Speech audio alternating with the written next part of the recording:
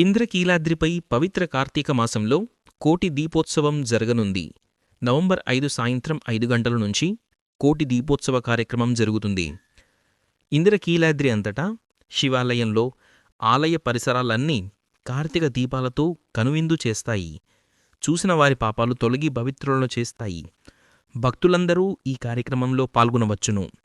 ఈ దీపాలను వీక్షించిన సకల పాపాలు తొలగను.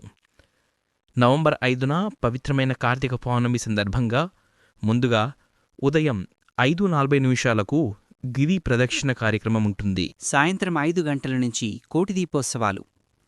రాత్రి 7 గంటలకు ఇంద్రకీలాద్రి శివాలయం మల్లీశ్వరస్వామి ఆలయంలో జ్వాలాతోరణం మొదలవుతుంది.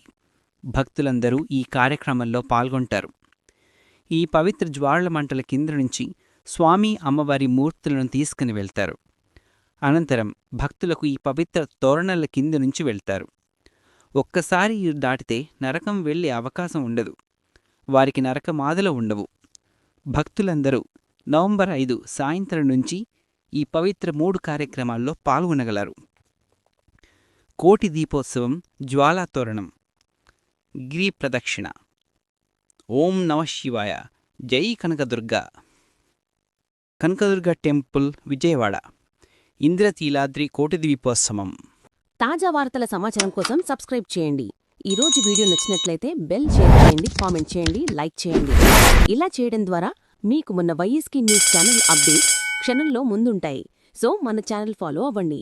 మనకి ఇన్స్టాగ్రామ్ మరియు ఫేస్బుక్ పేజ్ కూడా ఉంది. అవి మన వైఎస్కే న్యూస్ ఛానల్ లింక్ బయోలో లింక్ పెట్టి ఉంచడం జరిగినది. ఈ వీడియోని వాచ్ చేసినందుకు ధన్యవాదాలు.